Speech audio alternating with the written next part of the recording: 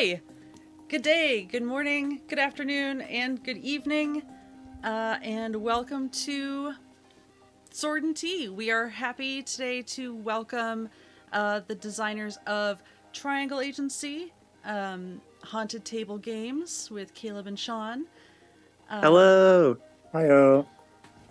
and it's me, Eva from Sword and Key, as well as Anik, Hello. my invariable co-host. We will just do a quick little round of introductions. I'm Eva. I'm one of the founders of Sword and Key. I have been part of tabletop games for about 5 or 6 years after wanting to be involved in them for forever, but social anxiety got in my way, and I'm very happy to be part of them now. Anik? I was doing math in my head for how long I've been doing tabletop RPGs. Hi, my name's Anik. I've been doing TTRPGs for 30 years. I'm older than I look, I've been told. I've come kind of away from like D&D and Pathfinder and super crunchy stuff, and now I run so much indie, and I invariably end up running horror, and even when I say this time I'm going to do something real cute, it still ends up super creepy, so I've just embraced it. That's like me saying I'm going to write something where all the boys don't cry. Sometimes you just can't help yourself. And speaking of which, my name's Caleb. I'm Caleb Zane Hewitt. I am one of the co-founders of Haunted Table with Sean, who is also here. And together we have designed a game called Triangle Agency, which is a game of corporate horror and bureaucratic nonsense. The paranormal investigation is the other phrase that we really use. I also write books for kids. You can see a couple of them hiding up here next to my nice copy of Howl's Moving Castle, which is a big inspiration. But and I've been a professional GM since like late 2018, early 2019, which is a huge part of my life now. So that's me. Yeah, and I'm Sean Ireland. I am the other half of the Haunted Table, and I would say that on the subject of committing to trying to do not horror, but always ending up in horror, I'm exactly the same way, but with silliness and farce. For me, I just carry, the middle act of Noises Off in the back of my mind at any given moment. That's a powerful thing to hold so close. Yes. Well, it's frantic, let me tell you. I have also been a professional GM for years. I've been a journeyman casual GM continuously since 2011, 2010. And most of that has been D&D, but I remember picking up Apocalypse World and just having that splinter my mind up in what was possible at the table. And what brought you together to design games? We worked together at a board game cafe in New York City, and we together were part of the after-school program there, where we would go pick up kids from school and then GM games for them. Afterwards, the game, it had like two tracks. One of them was the like D&D, running D&D and other like role-playing games track, and the other one was like playing board games and using them as like a teaching tool to help with basic skills and stuff. And we were both much more into the like role-playing side. I loved role-playing games with kids, and then ended up continuing after I left that job and left New York to do that with a lot of my clients and with several groups that have lasted for several years. With like some adults, but the vast majority of who I play with is like middle school kids or kids that are just going into high school. So we met doing that because Sean noticed me miserable baristaing on the other half of that of business, and invited me over to that to work in the after school program instead. And so then we've just been friends since then. Mm-hmm. We had a lot of time waiting for the kids to be let out of school, where we would just, we had a lot of time to just workshop ideas. and complain about everything that was wrong with the world.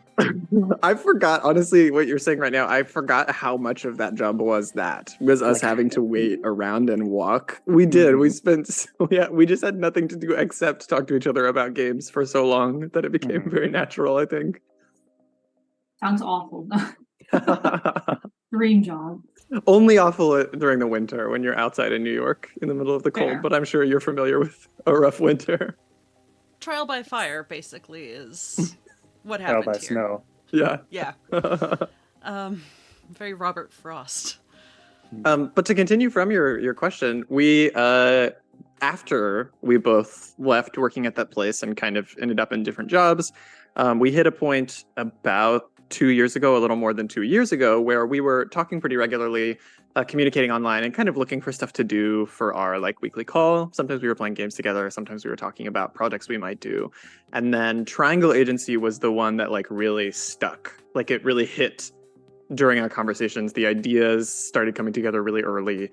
And so we worked on it, like I would say, lightly and mostly with each other for like the first year. And then it became a more intense amount of work where we started preparing to release the actual demo leading up to the end of last year.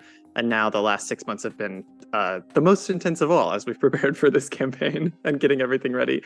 But it started with us like needing something to do on our weekly hangout time. I mean, congratulations on your Kickstarter. Thank you so much. It is a well-funded, I think might be a term we can use here. Yes. I would say so, yes.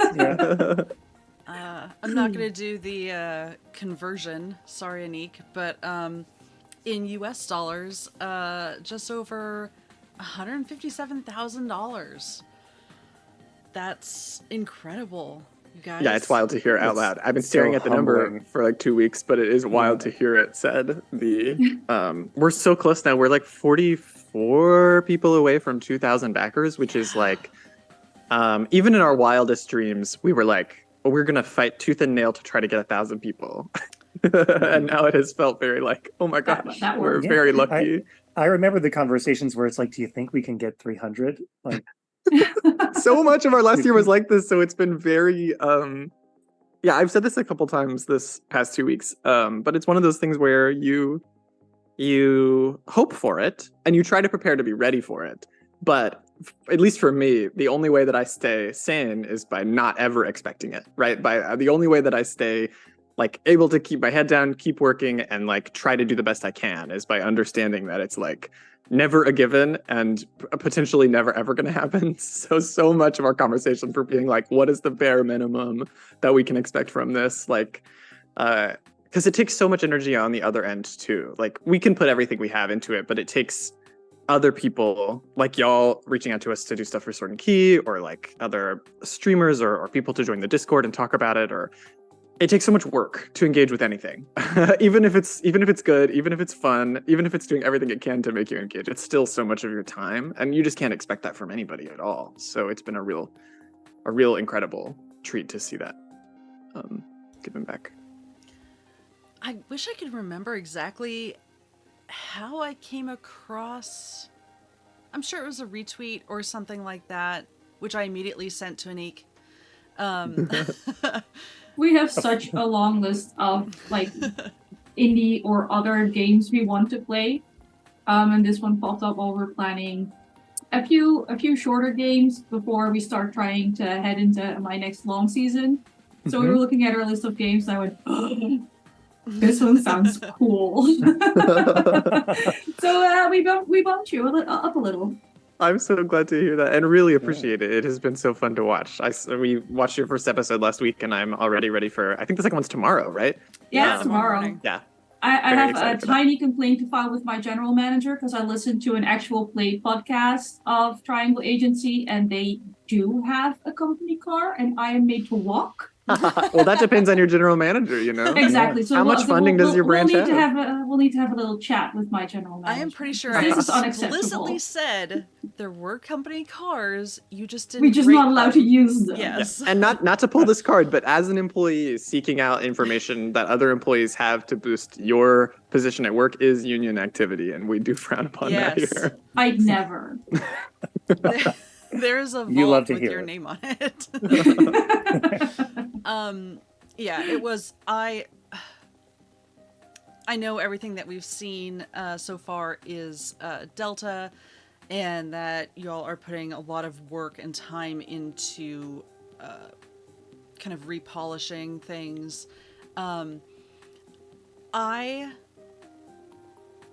One of the things I sent to Anik was do not read the general manager's guide. I only sent her the field agent's guide.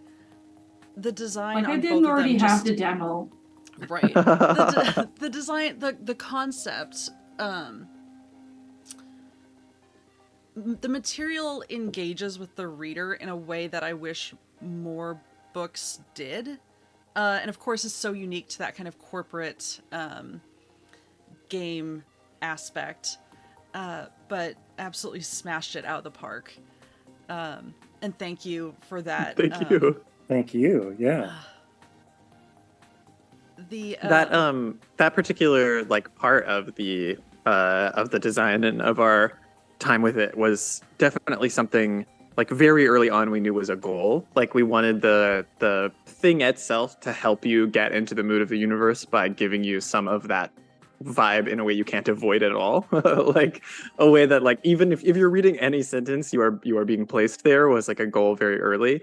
But so much of what's fun about Triangle Agency, the original Delta test that you have now that you can download on itch, and the new rule book, is that because we are making it with each other and because we're making it in conversation with playtesters, so much of what has happened over the course of creating it feels like we're getting to do a form of GMing a game. Like we're seeing what people react to. We're adding to the game based on that. We're creating characters that can help deliver the rules, and that part of building has been so fun for me. Yeah, and again, to the earlier point, no, sorry, just underlining that it's such a gift to have those people who are engaged, who are, active in that conversation, so that we can hear from multiple perspectives. It's been really illuminating. It's been really wonderful. Yeah, and I'm really grateful. When you're designing a game like this, we previously mentioned that a lot of us play a lot of D&D, a lot of Pathfinder. I also play a lot of like one-page RPGs. So there's a wide spectrum of how much rules, rule books, universe building, how many tools you give your GM and your players. While you're designing a game like this, at what point do you decide which direction you're gonna lean and just how much you need to give to your players to be able to run this game the way you want them to play this? Yeah, I think, to be honest with you, we'll say what's happened to us, but this is our first one. So in terms of at what point you do that, I think we only have really one example of what's worked for us. I guess it becomes at what point did you do that? Yeah, this time? Yeah. I just wanted to put that out there because I'm afraid to place any rules in the ground. But what happened with us was it came down to something we talked about a lot that I think I might have mentioned somewhere else this week, but that I think is really important. And it's that, in my opinion, the job of a tabletop role-playing game rule set is to make sure that as much as you possibly can, when everybody arrives at the table, they have the closest idea to each other that you can, that they're doing the same thing. Like that when you sit down, everybody who's come to sit has a pretty close approximation in their imaginations of what they're doing and what's happening at the table. Some games don't need as much to get you there because they're not as worried about certain details, or because they're just really, really strong concepts. If you look at stuff like Honey Heist, it's like you do not need to do very much to help everybody understand. Like you're playing a bear, you're sitting at the table, you're trying to heist honey, and they're able to, like, in this really beautiful and poetic way, like shrink that down to make it as clear as possible in a short period of time. When you're getting into something like Triangle Agency, which is playing on some tropes and some stories that exist across a bunch of different media, we knew that our concept was going to have a lot of people coming to it from a wide variety of backgrounds and fictional ideas about what it meant. You can see even in our inspiration list, like if you have someone coming to the table 100% expecting X-Files, you have someone coming to the table 100% expecting Scooby-Doo or Men in Black, somebody who has come with that as their biggest touchstone to the table, if you have three people from different ones, they're going to have a little bit of a confusing time. So a huge part of our work building the rules and creating this narrative in the book itself is about making sure that when any of those people engage with the text, they can see how to bring that in and then also see what we are trying to then, after filtering them to the rulebook, like give them the chance to go forward with. So I think any game just has to find that point, I think. Like, how much exactly do you need to make sure that the people at the table have the same context? And what are your goals? In our case, we're telling some pretty specific stories and we're trying to get some specific emotions.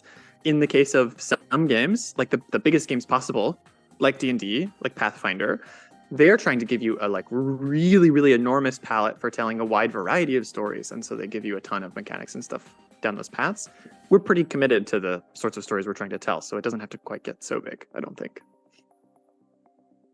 Yeah. I know personally, for me, talking about that point Caleb's describing, where, you know, you reach exactly the point where everybody can sort of get centered and aligned and know what they're doing together at the table. Something that I struggle with in our process is not continuing like twice as far past that line and over explaining. Because, you know, especially on this, our first real project out there, I know there's always a pit in my stomach where I'm like, oh, but do they get it? Oh, like, but is this enough? Like, will people understand? And snag or a potential pitfall that's always present in this specific genre that we're working with is that sort of over explaining and like explaining things in triplicate is also part of the theme. So it can be a trap to like feel like you're evoking the setting, but you're actually just spinning your wheels and wasting everybody's time. And so striking that balance has for me been a huge focus. I think that's that's also something that I see not just in this genre, but across games generally. That same fear can lead you down like over explaining, under explaining. It's been a big challenge. Yeah. Well, and I imagine it's hard to, because you get the rule books, right, that have all the lore and all the possibilities, and there's little room. I mean, you can always kind of take what you want and leave the rest, but in terms of letting people build their own world or fill in the blanks, that's harder. But you also want to be sure that like the tone is right, because with this, like, you're not going to do a sword and sorcery kind of get, like, it'd be an interesting hack, but the spirit would be see, now I say that and I'm like, but if you do it in the spirit of Triangle Agency. No, focus. No, that's exactly the premise of our Stabilize All Realities jam. You can put any setting, as long as you give it a scary business and a bunch of people who are trying to fix reality, you can put it anywhere. No, that back room in the tavern with the, okay, no. Moving on. But 2 more episodes, Eva. Don't go nuts. Yeah, go be really digging into what paranormal object is making every adventure start in this one tavern. Yes. And I always love genre bending anyway, so that's the worst example I could think of. Because now I want it. But balancing, giving people enough information without, and still letting them give their own flavor and spin on things, has to be tricky. And I don't envy you that, but I think you're doing a good job of it. I appreciate it. I can speak to that a little bit too. Like, part of how we handle it and part of how I think some games do handle it is that, like, we're not ever trying to give you what the characters at your table are going to feel or what your particular world is going to feel like. Not the least of which, because in a modern day setting, I think it is not a surprise to say that, like, there are many different ways you can experience our current Earth. And anybody who sits down to try to do something in our current Earth is coming at it from a totally different place. So we're not trying to put those kinds of details on the table quite as heavily. But we are trying to give you, like, this bigger, like, sort of, not undergirding, but like support of a, like, deeper meaning behind what you're doing, and like a broader story that can underline anything you're doing to help you, like, build on top of it, but without, like, trying to control exactly what your table is up to. The bones. Yeah. The big old bones. Yes. So kind of along those lines, because I just confessed to loving genre bending and all that sort of stuff. What do you two look for in games that you play? Because I imagine that also kind of sparked the game you wanted to create, but Yeah, yeah. For me, the biggest thing for me is, and this is kind of like outside of maybe the spirit of your question, which is genre, but for me, the most important thing is how a game can help me navigate pace. As a GM, and especially, I'm probably biased in this way because I've done so much professional GM work. So much of my job feels like navigating the pace at the table, the speed that information is given, the like way we flow from thing to thing.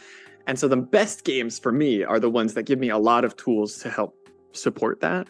The way that I would say that comes into our game is that we built this entire system for the GMs. That's the chaos stability system, where every role has a really high chance of succeeding for players, but also a really high chance of giving us a currency to the GMs that they can spend to make bad things happen. And for me, it is like fixing a pace challenge that I face in almost every game, which is like, I really want my players to get to do cool things. I sometimes very much struggle with having to, in the moment they're trying to do something cool, put something in their way, because I am absolutely an advocate of everybody doing really cool things. And in those seconds, it can be really tough for me as an emotional social player to want to like disrupt their goals. So it's very fun for me to have this other system that's like, you get to do your thing and then it's my turn and now I can make it bad, and everybody knows that that's coming and everybody's excited for that feeling and can get a sense of how big the bad is going to be based on how much I've accumulated. So that's what I find that I really love in games, and I would call back what Sean said earlier and kind of highlight like Apocalypse World. A lot of Powered by the Apocalypse games do a good job of pace because of the way that they're like fiction first, allowing people to keep things moving very well. But I also am like kind of a sucker for being able to see numbers go up. So having points involved is very helpful. I did have to put all of our points on the overlay during that first session. Right. Because, yeah, there is something just to see those tick up. Yes. It instantly turned us all into a group of people trying to get the most credits. As soon as those numbers were visible, it's like, that's it. That is it. I am beating you. Yeah. I require the highest number. Exactly. I'm deeply feeling this because I recently played Diablo 4 for the first time. Number must go up. Yes. That's all it does. It must go. It's just that little brain itch that's so nice. Yeah. Yeah. We're all a bunch of gremlins. Well, in the same vein, that same thing earlier, the other thing that I really look for in a game is a very quick and fun onboarding process for me and for new players, where by the time I finish a book or finish reading a rule set, I have a really good idea of what's happening. And there are some that are really, really great for that, and some that take advantage. It's one of the reasons why I think licensed RPGs are really sometimes very strong, like the Tales from the Loop RPG, in terms of that quality, because you've already got all this built up mood for it. But yeah, so there's maybe me dodging your question a little bit, but I can tell you the qualities. As a DM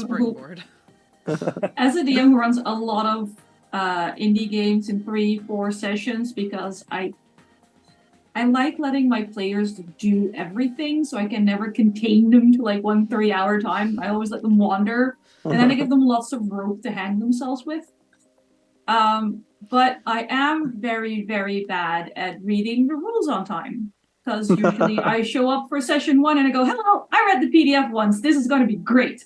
So I really appreciate any game that makes a rule set that makes it easy for me to relate to my players what we're doing, what they need to roll. Triangle Agency, I mean, first of all, thank you for using more D4s. The caltrops really need more love. Yes. Is that the first time we've heard that? It might be, but I appreciate it. Really? I'm not going to mention how big my dice bag is, but I'm so happy I got to break out all the D4s. Yes. They're so underappreciated. I love them so much. Get ready to have Spiky little more. bastards. Yeah. Yes. No, with the way you set up, in this case, I didn't read the GM rules because I was specifically told not to, but just the player rules are just very easy to read through in the sense that they're engaging without getting very crunchy. So I did manage to, show up for session 1, read them for 10 minutes, and have a fair idea of what I'm doing. So good job. That's great. That's very good I've shown news. up to session once where I went, oh, I really should have read this. You always make it So- interesting, though. I do just want to say that Anik does do that, but also it doesn't matter because it's always a good session regardless of DM or player. Thank you. I can speed read. It's a very useful quality. As long as everybody's having fun, what does it matter? Yeah. Exactly. Sean, did you have games you wanted to call out or things you wanted to say about that? Yeah. Well, thanks for circling back to that. I've been sitting here thinking just the types of games that I enjoy as a player are those, like on the spectrum from Apocalypse World to like Fiasco, where it feels like everybody is telling the story together and it feels like you can yes and each other to the moon. I want either that, where you can take big swings just by saying a sentence, or zoop, like Dungeon Crawl Classics, where you're just like moving your folks on a grid and rolling on a wild table to see whether your arm turns into a tentacle. Like either let us be GMs together, or like I want to take this one fictional character on a roller coaster and see what happens to them. Yeah. Fully agree. I think you're one of the first people I've heard mention Fiasco as one of their favorite RPGs, and as someone who's run a lot of Fiasco, I get that. It's a fun game. Just knowing that it's all going to end horribly for everybody is it sets a certain mood at the table. That feels Yes. on brand. It's on brand. You don't necessarily die at the end of Fiasco as opposed to a number of other games I've run, but it's not going to end well for you, which is just it's very write it like you stole it, but with your own character, which is also kind of how some of us are approaching Triangle Agency. Do I want my character to get all the credits? Yes. Will I be sad if she gets a whole bunch of demerits? Maybe no. And I just want to point Either out, way, it's going to be fun. Anik's character is a caretaker, so Yes. I make choices. No, that's so awesome. And yeah, I think what Sean's hitting on is that same thing we've talked about a little bit already today, which is that like I know that, but not in this way, which is that another job of the rule set is to get everybody on the same tone, but also to help everybody feel like what you're working towards is a kind of fair. And there is the version of the two versions that Sean said, which are like, there's the fair that's because there are very few rules and we're all able to play in the space with equally big swings. We all feel equally empowered, and that's a kind of fair. And then there's the version that's like, this book is very serious with us about what we're allowed to do and not allowed to do. So it's much easier for everybody to feel like we have clear goals and clear things that when bad things happen to us, we know why. And that was a huge inspiration behind the chaos system in Triangle Agency, was being able to give GMs and players a tool at the table where they can go like, I know why this happened to me. Like whether or not the actual outcome feels fair in my character's fictional life, I know why in the game and at the table this happened to me. a choice was made. Yes. And I think, and that's my favorite part of it. I find it really fun. Yeah. A choice was made, a price was paid, and now, my hairdresser is caught up in this roller coaster anomaly. Right. Yes. Whoops.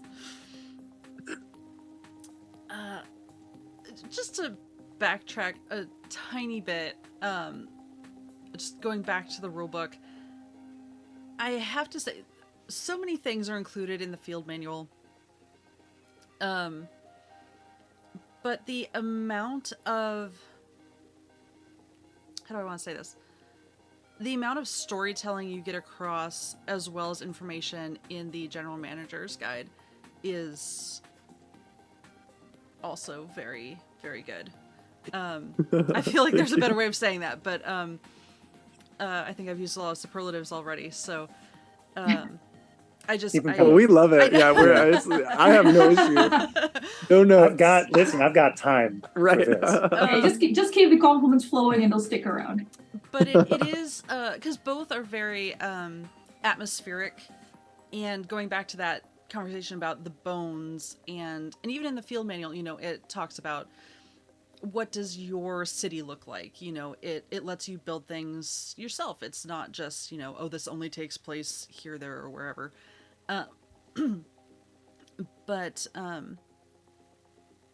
when I cast for this game, everyone sat down to the table already like in the vibe. I mean, we still had a session 0 and we still talked it out about, what we wanted the tone and all that to be, but everyone was already kind of on the same page in terms of like, yes, weird black humor. My boss is going to grow tentacles. Yes. Bonus points for how universal, for how many universal cultural touchstones you manage to get in. We're a very international group. So I'm Dutch and European. I had at the session 0 already roughly the same idea of what we're going to do as the person who's coming in from Malaysia. And we both already kind of knew what we were going to do with our American friends. So it's nice to have the same landing zone, basically. I'm really glad to hear that. I know that our inspiration is very largely American because that's where we're both from. So a lot of the way we talk about cities and corporate culture is very informed by how sometimes uniquely terrible it is here. But but I think one of the unfortunate truths of the world is that if we're talking about scary corporations making a mess of our lives, that's a little bit universal. We've done a great job of exporting that. Yeah. Yes. I recently read an actual horror book set in corporate IKEA. Yes. Oh my gosh, I love that book. I know exactly what you're talking about. Yes. Yeah, exactly. But I was reading it and I was like, oh, this is too close. This is too real. I was at IKEA yesterday. Yeah. I've had that response, handing the Delta test to a friend who prepares presentations. He was like, I love this. I know that this looks good. I need to take a moment to decompress from work because this feels like I'm doing work. I had a great time reading the part that Eva handed to us because I went, oh, I get to corporate speak because I'm in the IT side of my job, so I just do the nerd stuff. This is my chance to channel my manager and get some internalized problems off my chest in a healthy way rather than exploding at work. And Eva, to your point earlier, I think that is a huge reason why we're able to so densely convey what Triangle Agency is about, because we have this huge shared cultural touch point that, everybody is touched by in some way, whether they're in it or not. And so it can be very easy for us to get you keyed into that. And then when we deviate from it, your eye is automatically drawn to those. And we can, we already have a built-in scaffold that means that our, the rules section of our book can be 12 slides instead of 30 pages. Yeah. Yes, I completely agree with that. That's why from the beginning we were like, it's modern. We're gonna set this in the modern world, and we often say our real dream is that almost everybody is playing it in their real city when they can, in the place they're set, when they're not obviously playing internationally digitally. And we're building out the Turnian city setting and giving people stuff to use. But I love the idea that people can play this in their town and use their landmarks and talk about the places and companies, even if they want, that they know for real about. And that is it does. It saves us so much time. It saves us so much page space. And it also, I think, is such a fun and unique way in where obviously it's not going to be for you all the time to want your fantasy to be set in the same place your real life is, but it can be difficult for a lot of players to really get invested or understand how to relate to a fantasy world that they aren't being given a really clear government structure or a time period era too, or like a completely separate sci-fi reality can sometimes give you some walls in the way of like role playing smoothly. And with this one, we're like, if as long as you can understand that your boss could grow a tentacle, there's no context you're missing. I was just talking the other night about how I don't think I've ever used them, but I love pre-gen characters and yeah, like a predefined city, whether I use it or not. It's just kind of nice to know like an example. I'm always throughout school, like I needed that example to be able to extrapolate into my own what have you. And also, yes, with our particular table, we just call it the city, I believe we decided. Yeah, Yep, it's just the city. It's very Our city's nice and amorphous and a little bit in trouble. But yeah, we know there's going to be a school. Not everyone has to ask all the time, like, oh, well, if I'm looking for, a basketball court, would there be one here? Like, it's a city, yes. You're going to find a basketball court somewhere. You just had the annoying European asking you how long a block is. That conversation, that's so hard to answer. It's so tough. Every city is so different. It is, and I grew up without blocks, so yeah, it was the worst example.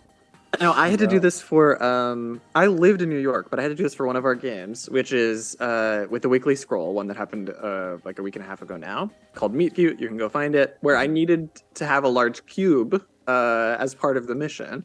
And I was like, oh, it's the size of a city block. And I did not interrogate that at all, remembering like, oh, these are, especially like in cities like New York, they're mostly not square. They're mostly rectangular. And I had that same thought where I was like, well, now I have to reshape. I had to do research again. How wide is a city? How much of the block would it take up? And that ended up helping. It ended up really coloring the story because I was able to pick like a specific building and like make it all matter around that. But it was still a funny moment of realizing like, oh, here I am doing the same thing I have to do for medieval games where I'm like, how far can a horse go in a day? I'm like, how big is a block? There's so much. How far can a public relation secretary walk if she wore sneakers instead of heels? Right. Yeah, my mistake was in my mind. I was thinking like Las Vegas blocks, which are an outlier and should not be counted at all. Street design Georg. Yeah. So, yeah, I'm going into tomorrow with some better points of reference. Spatial reasoning. It's 17 chaos. I'm so doomed. Ooh, and we should say you can play this in more rural areas. It's just that a big mechanic is about there being mundane people around. Yeah. And that's true in small towns. It can sometimes even feel more true in small towns because you really know everybody in that area. But cities are just sort of like the baseline assumption. Yeah. But there can be branches anywhere. I was absolutely trying to avoid any conversion between, miles and kilometers. International tables are fun. The inverse of like the setting it in where you live, giving you a shorthand and a shared sort of sense of, is there a basketball court? I know for me, it also, I've set games that I've run in New York City, and now like I walk past Washington Square Park and I think to myself, oh yeah, in our game the fountain spews jello now. And so I'm just walking around with this ARG in my head where that is fun. The like I have this warm reminder of that one play session that I had with my friends anytime I pass that by. Oh, that's so beautiful. I'm so glad. That. As long as they're warm reminders, like nightmares. You wake up sweating because in your game your apartment building grew legs and walked away or something. Yes. Well, then I look forward to having those as well. Yeah. Now I need to absolutely set one in Seattle. Either the underground tour or something. Yeah. What is the anomaly based on how everybody in Seattle actually thinks about the needle? What does it do? I think it's just this weird fog of people just kind of forget it's there. It vanishes entirely. Yeah. And then they paint it and it's in the news for some reason. They're like, what is this? I don't know her. Yeah. Anita is the anomaly. That would track actually. Gosh, I want to ask like what the future holds, as anomalous and unknowable as that could possibly be. But I mean, you still have 19 days in the Kickstarter, so Yeah. which is already We already have 7 stretch goals unlocked. There's just a few more to go. It's Yeah. fine. Yeah, Foresee 7 a stretch lot of goals from work our in your second future. set. From our Yeah. second set of stretch goals. Yeah. Yeah. Well, I can tell you in the short term, like our big thing for the next year is making sure that this project is completed and given to people as soon as we possibly can. What a lot of people know is that there's like all of these things that come up when you're publishing something that can be big surprises, and especially people who've done Kickstarters for publishing games and books over the last 5 years have learned that there's a lot of really big surprises, but we've tried to give ourselves like a really good length of time, a really wide we've tried to be really honest about our what we think will happen, even though it's like a year out, which is sometimes a little longer than a lot of these campaigns say, based on what we've been watching happen in the space for a while. That's something that we want to try to be as serious about as we can. So for Sean and I, there's a ton of work coming up. Our stretch goals have been increasing the size of the vault missions that we're releasing alongside the game, which are a bunch of missions written by us and 10 guest writers, so that you have 12 really great and very varied, horrifying and fun and strange missions written by writers who have like incredible talent and a like completely different perspectives in a way that I'm so thrilled about. We've started to get a couple pitches in this weekend that, putting them next to each other, is starting to give me the like positive Triangle Agency tingles. But so for the next year, the hope is that very soon, people who have backed the campaign will be getting the text-only version of the game in the next few months, helping us playtest that through the end of the year. And then at the end of the year, we start printing, and then hopefully by next summer, getting them out to everybody, along with all the other stuff that we're making. In broader terms, Haunted Table, this success is huge for us. It's like an enormous boost. It is a thing that went from like, well, we spent 2 years working on this for free, we'll see if we can do another one, to feeling pretty confident that we'll get a chance to do another one, which is amazing. It is we are operating with a philosophy and a set of goals and ways of paying people that are also a little unusual in the space. We're trying to make sure that everybody involved, artists, writers, designers, editors, everyone gets a piece of the revenue sharing once they have had their rate paid and the book has sort of like made its own money back. And we are hoping to be like in retail stores eventually, and from that point forward, help build a community of people playing this game regularly and telling stories with their agents. And then around this time next year, we hope to be able to come to you with more stuff to support the game, to support the future of the game. We did a small early announcement in our updates when we hit 100,000 about like a future project that we're really excited about, a little teaser for that one that I don't want to go too deep into because part of the fun is interpreting what we've posted.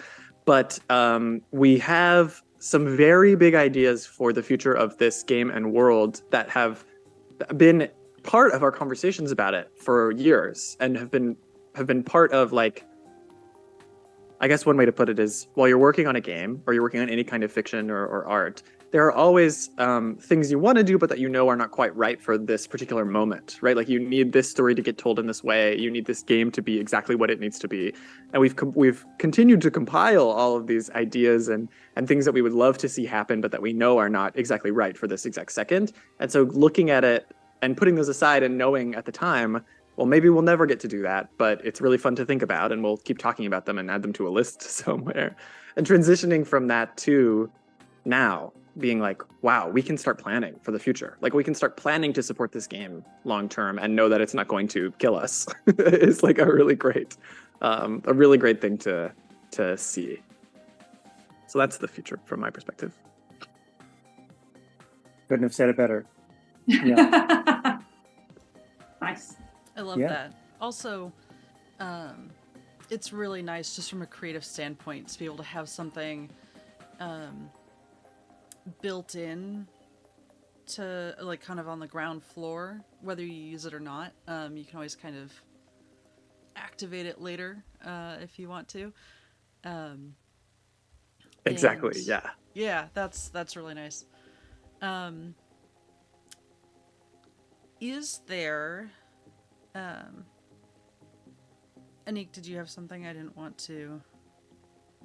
No, I'm just excited about the 1,000 extra words for every vault mission.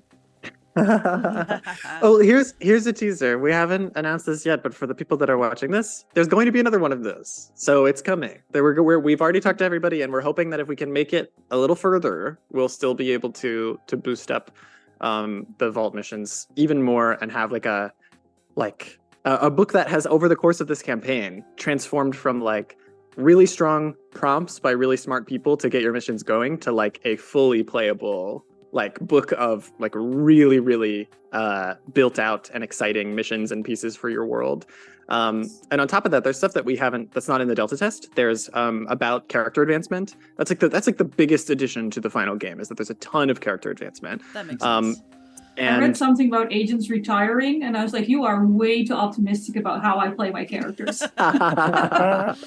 Well, the luck for you is that depending on the campaign, there is actually a very easy lever for GMs to pull on how long a campaign goes, or for how long a character's particular career can go. There's a built-in like easy way to set it to go from 30 to 10 if you want of missions. Okay. You can decide how much of that, as a group. But then you could even get more granular than that if you really wanted to, or you could make it even longer if you wanted to, like, or shorter. It's up to you. But what I was going to say was, part of that is that there's the anomaly abilities that already exist in the book are getting boosted. There's a whole bunch more of them. And there are ways to get anomaly powers that are outside of your specific anomaly or specific category. So part of what's fun about the Vault book is that those writers are also going to get a chance to add, for the anomalies they've created, possible abilities that your character will be able to get based on those anomalies, vibes and stories. And then also something that's not super built out in the Delta test is the requisitions, which are things you're able to purchase using your commendations from the agency. And those are also a thing that can come from the agency studying anomalies that you've successfully captured. So we're going to hopefully also include in the Vault book a bunch of things that are the equivalent of magic items that you would see in other games, but that are like things based on those anomalies and how the agency would want to translate their abilities into a product that you could use. And those two things are very different. The like power that you connect with that anomaly specifically, and the thing that comes out of studying them can often be super different abilities. So it's really fun to dig into that. I was gonna make my investigator just buy a wall of mugs and nothing else. That's the dream. I'm not gonna help an orphanage. No, Yeah. I need 100 mugs. The Starbucks mugs, except it's Yeah, just exactly, but for it's each of the only different- Triangle Agency mug. Triangle. the different bureaus. Did you see the 2023 edition of the mug? It is Oh. stunning. It's stunning. Not quite Christmas 2021, but Mhm. almost. It's just A slight high watermark variation. for sure. That was like me in high school with all my Waffle House mugs. I had so many of those things. Gosh. Theater kids. Oh, Man. Yeah, kindred I'm spirits. diversified. I've got all my money in Makes a lot of mugs. sense. Right. Yeah. It's like how they used to tell you that Beanie Babies were gonna be worth so much Mhm. money later. No one ever Yeah. said that about mugs. Don't even pretend they did. They didn't have to. It's so apparent. Right. Exactly. Right. Yeah. I'm just saying, go to England, go to a certain number of potteries, and look at the atrocities they call mugs and teapots there. It's special. You heard it here first, folks. We're starting to beef with Great Britain. Yes. Well, starting, finishing. Finishing. Finally wrapping it up. Hey, oh. It's been centuries in coming, but Right. Mugs will be what does it. We'll finally close the book on this one. Being a Dutch person, I feel so good being on the outside of this. mhm. Like, we'll wait here. She says, starting it. Right. Like I haven't I- been personally vilified for saying mug when I meant teacup. They are different. They are They different. wow, You're they not are wrong. different, and I'm actually coming in strong against you on this one. I can't believe you would I do that. agree that they're different. I was stressed about my upcoming marriage prospects. In game. Yeah. Please Yeah. specify that this was in a game. No, I'm not I forcing live you went to through marry that. in real life. I do love tables, and I love the commendation exchange. I also, that was one of the things, just reading it off, I'm like, okay, Triangle Agency mug, tracksuit, great. Just, again, the flavor text. And then, oh wait, there's like useful benefits in here, like maybe not the orphanage, but Nobody needs useful an to the orphanage. players. Wow. But Yeah, Eva, We're coming Eva after Great hates Britain, teacups, orphans. hates orphans. We're gonna get cancelled so hard if you keep talking.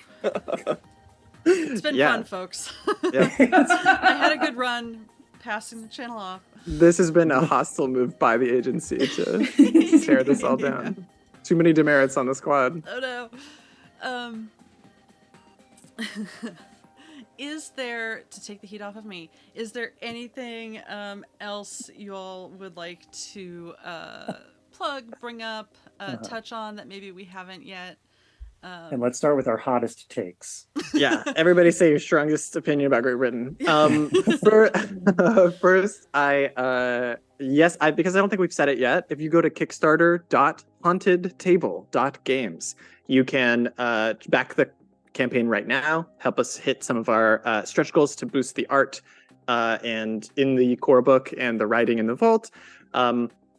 We have, if you go to hauntedtable.games, our basic website, you can also find our newsletter to sign up for. You can see a bunch of podcasts and streams we've done before, as well as on the campaign page. And our Discord, which this is going to start sounding familiar, but discord.hauntedtable.games, you can go to and join there to talk to other people about the game, post if you want to find a play group online. And if you are the type of person who likes theorizing or putting together the little puzzles we've been laying down on the campaign page, there's a bunch of channels for people to talk about the game and talk about their little theories and see what they can put together about the future, which is a delight to us. So fun to watch. And also on the Discord, we have our like normal Discord chat channels, and then we also have a set of channels specifically for Triangle Agency that are like very low stakes, very light, like role play channels where everybody's invited to sort of approach it as if they are actual employees of the agency, and that it is not a like super intense thing. It's very silly. It's very fun. The agency posts in there sometimes updates or requests for people. And we try to tell little stories live with people there on the Discord. And it's a great place to be. So I recommend coming and hanging out there. Yeah, and just to piggyback off of that, another corner of the Discord includes sort of group workshopping and support for GMs. So if you've read the Delta test and you're ready to gear up for your first mission, but you're also nervous, there are loads of people who are in the same boat, and everybody's been talking through it together, and it's been a really supportive community. I've been so grateful watching everybody approach it with such care and generosity. And if you are a few missions in and you've got some homebrew that you're excited about, you can post it both in our Discord, and we're also having the Stabilize All Realities Jam that we talked about earlier today, which is for anybody who wants to make any content that it could be a crossover event with a system that you love or a system that you've made. And Triangle Agency, we've got a few that we've posted in there already, with Liminal Horror and with The Company, and we've got others that are out there. We've got one that oh shoot, what's the system for a colony? We have one, Colony Salem is one that has been released by a friend of mine who has a game called Colony Salem, which is a game where you are playing a group of pilgrims in a Martian colony who are undergoing a witch hunt for a robot among them. It's a Powered by the Apocalypse game. It's so fun and intense. And this is the first like real separate module for it that the creators wrote that is about an anomaly showing up at that colony and what happens around it, and also the ability to add an agent to your group at the table playing Colony Salem. So I fully recommend that. For ours right now, we have You're in Space and Everything's Fucked listed, a crossover with them, and we also have a crossover with Liminal Horror, as Sean said. Upcoming, we're a little behind because the campaign again has ended up being a lot more intense than we thought it was going to be, but we have 2 more coming soon, one with the company and one with Yazeba's Bed and Breakfast, that are both going to be written by us in conversation with those creators as well. It might not hit by the end of the campaign as it was our original intent, just because of how wild things have been, but it will be there eventually and available on our itch page. And we're giving away prizes for people who join. So and right now you have a really good chance because of how many of them are just ours in there. So if you're interested in writing a crossover with your story or game with Triangle Agency, we're going to give away 3 prizes. And right now I think you're only competing with one other person. So it's a pretty good chances for you if you're on the ground floor, folks. Yeah, and especially if you're looking at the campaign and it's just like not feasible for you money wise right now, and you have a little bit of time to do something like that, that opens up the possibility that we will send you the game. So, yeah, the Stabilize All Realities Jam is super fun. I'm very actually looking for it because once again, shipping is killing me. Yes, I'll ship it to you. I know I live far away, and I would have to keep throwing it into the shipping prices. I know, I'm we're so doing happy our best. every time a Kickstarter does PDF only things. Yeah. As much as I would love to have, like, I currently only have 3 shelves of indie books. I'd like to have more, but yeah, we have some meetings coming up in the next week with shipping partners who can help us in the UK and the EU. So keep an eye out on the updates for the campaign. For more information about that, once we get that stuff finalized. We expected to have a few, and it's turned out to be much more than we expected. So we're trying to make sure that all those people get the best deal we can possibly give, including you, Anik, if you like it. Thank you. Although today, after we've been slacking off on mugs, we're going to have to double check the numbers in the UK. Right. I mean, honestly, the UK is not my problem because the UK and the EU broke up. Yep. So if the UK is now a problem, My condolences. They knew what they were focus on doing the with EU. Brexit. Right. They knew what they were doing. Actually, they didn't. But No. they Absolutely really did not. didn't. Did not understand. No. I, for one, with reasonable shipping, am very excited to get this book on my shelves. I'm so glad. Definitely going to be running it again.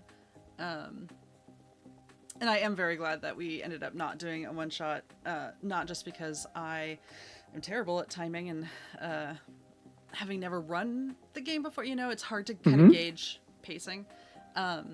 Absolutely. But also just letting them agent around and be ridiculous is fantastic, and just more points for me.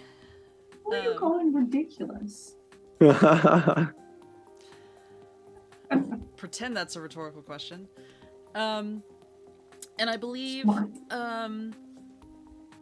We've got session 2 of our game tomorrow. And then June 21st, Blackwater D&D is starting their game, Yes. Yes, so excited. We have a game with M from Blackwater, who is GMing this series. We did a game where M played that has a podcast out right now with the Department of Variance of Somewhere, Ohio. Oh, yeah. An episode called A Short Trip that has one of my favorite anomalies that I got to play, one of my favorite stories we've been able to tell with this game. So I definitely recommend checking that out as well. And like we mentioned earlier, on the campaign page, you can see a ton of streams and podcasts that Sean and I have done. So if you want to get like a really broad view of different kinds of anomalies, different ways the game can go, the campaign page just has a list there for you to go run through. So I definitely recommend it. Not least of which because then you get to hear my voice a lot. Yeah, we're playing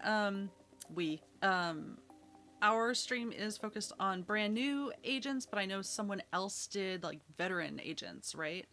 Yes, the Department of Variance episode that I'm talking about, the specifically with them, they're people who have never been field agents before, but have been working for the agency for a long time, and that ties into their actual story and why they are dealing with that particular anomaly. So I recommend it. I That's tried the not to podcast I meant, by the consume- way, Eva, that they have company cars. Yes, That's the one I'm listening to. That and they you know, I'm walking. I think this is like the definition of union activity. I think you're right. Yeah. Well, my warning for you, Anik, is that the reason I give people cars is almost always because there's a reception and I'm able to put them in a bad spot by doing that. So. On the other hand, I get to hear the story of how one of my coworkers is currently carrying the other coworker. So it's a rickshaw. Our boss is too. Same thing. Our boss is too lazy to walk. Typical. All right, I think that puts us about at time. Yeah, thank you so much. This has been absolutely lovely. Absolutely excited to see what happens next for both Haunted Table and Triangle Agency. And yeah, for Sword and Key, we are taking today's D&D episode of Horizons Call off for a quick kind of table check-in, and we'll be back next week. But you can see us tomorrow for session 2 of Triangle Agency at 10 a.m. Pacific. I'm not doing the math. 1 p.m. Eastern and 7 p.m. Central European time. I want to say 1 a.m. Malaysian time. Yeah, it's 1 a.m. because we ended there 4 a.m. Yes. Okay. That's so wild. That's devotion. That's a dedicated player. Thank you to them. Nikki's a champ. So thank you all for joining us. Thank you so much to Caleb and Sean for sitting down and talking with us. And best of luck in all of your future endeavors. We will be watching very closely. Thank you. Like it was so great to talk to you. We'll be watching very close. That's a very appropriate thread, I think. So thank you. I appreciate it. All right. Yeah. Bye, you all. Take care. Bye. Thanks. Bye. Bye now.